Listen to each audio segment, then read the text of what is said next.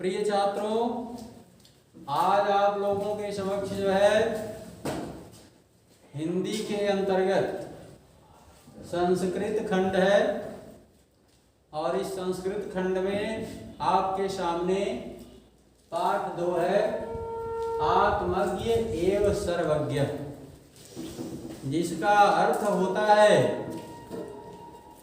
अपने को जानने वाला या अपनी आत्मा को समझने वाला ही सर्वज्ञ है या सब कुछ जानने वाला है। जो अपने को समझ लेता है वही सारी चीजों का ज्ञानी कहलाता है, सारे ज्ञान का स्वामी कहलाता है।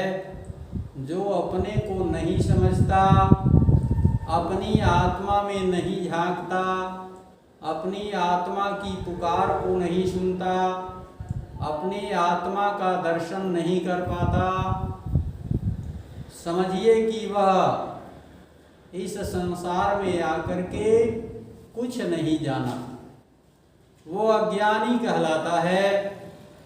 तो आज आप इस पाठ के अंतर्गत इसी शीर्षक के बारे में पढ़ेंगे। अब देखिए, यहाँ पर जो है आचार्य याज्ञवल्क्य और उनकी पत्नी मैत्रेयी के बीच संवाद का वर्णन इस पाठ के अंतर्गत किया गया है। महर्षि याज्ञवल्क्य की 2 पत्नियां रही। पहली पत्नी मैत्रेयी रही और दूसरी पत्नी कात्यायनी।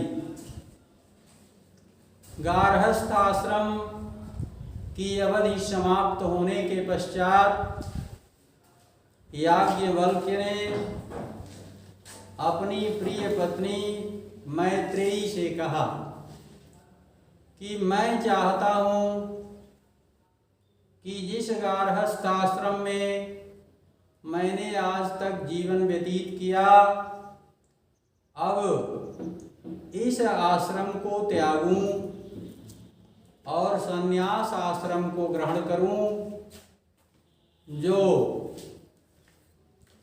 परलोक के लिए मार्ग प्रशस्त करता है, जो परलोक जाने का रास्ता साफ सुथरा बनाता है।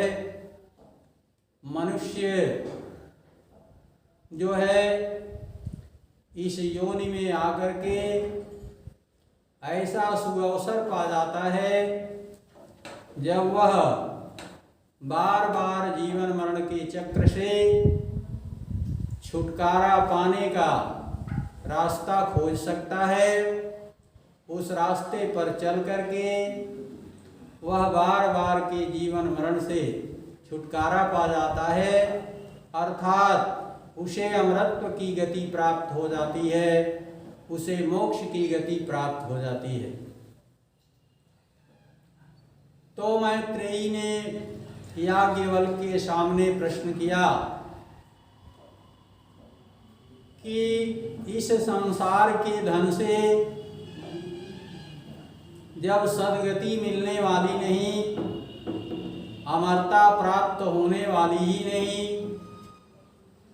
तो ऐसा धन दे करके आप मुझे संतुष्ट नहीं कर सकते।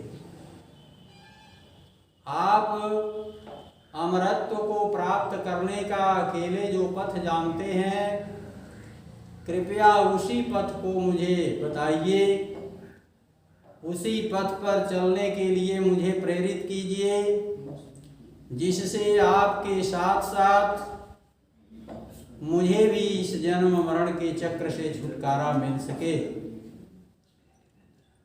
अत्यंत प्रिय होने के कारण याज्ञवल्क्य ने अपनी पत्नी से कहा कि तुमने जो है सदा मेरी आज्ञाओं का पालन किया है, हमेशा मेरी भावनाओं का आदर किया है, इसलिए मैं तुम्हें वह पथ अवश्य बताऊंगा। और इस पर जो है याज्ञवल्क्य मैत्रेयी को अमरत्व का साधन बताते हैं।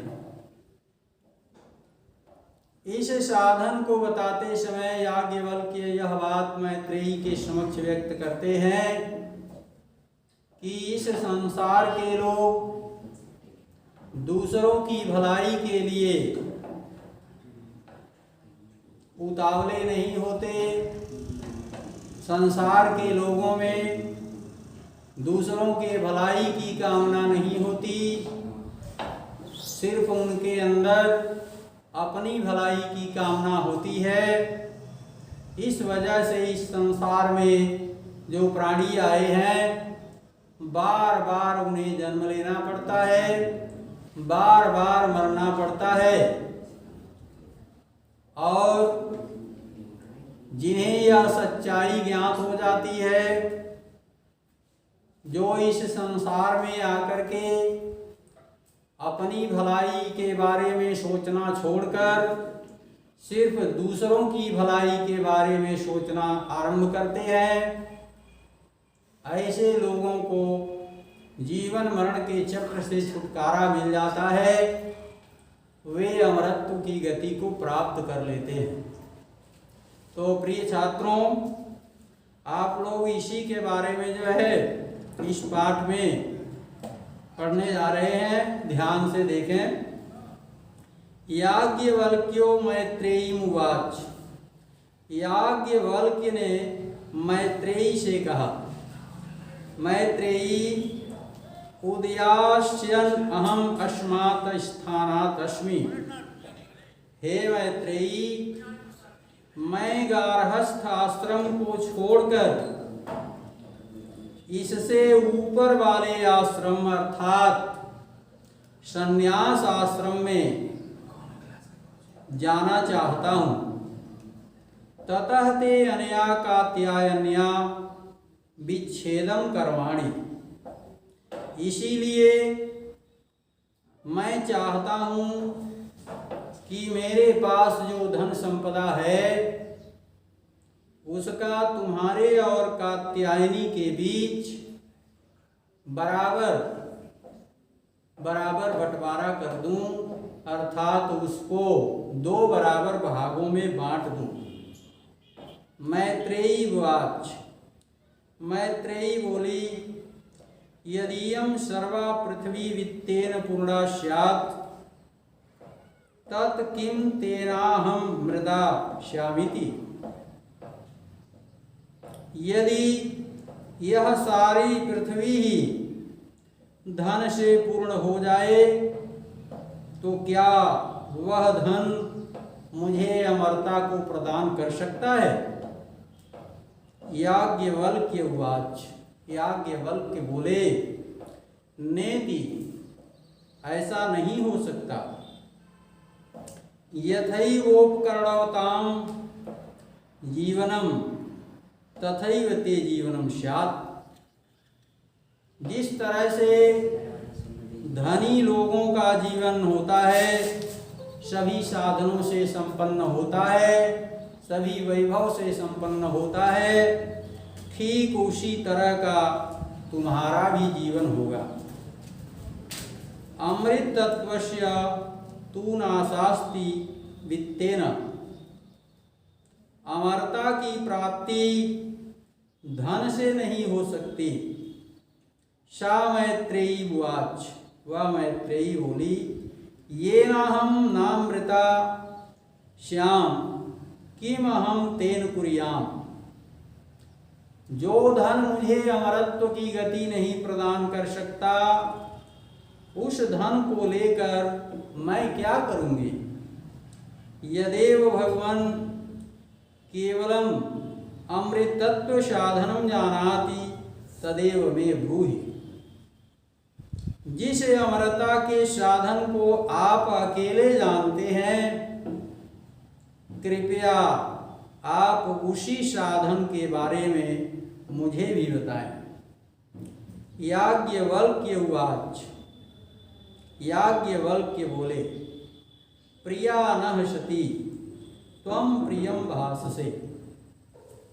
तुम सदा मुझे प्रिय रही हो, और तुम सदा प्रिय बोलती हो।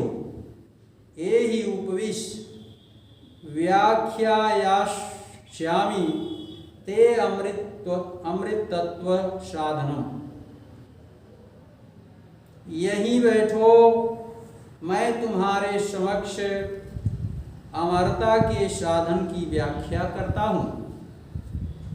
याज्ञवल्क्य उवाच न वा रे मैत्रेयी पत्युः कामाय पतिः प्रियो भवति। याज्ञवल्क्य बोले, हे मैत्रेयी, पति की कामना के लिए पत्नी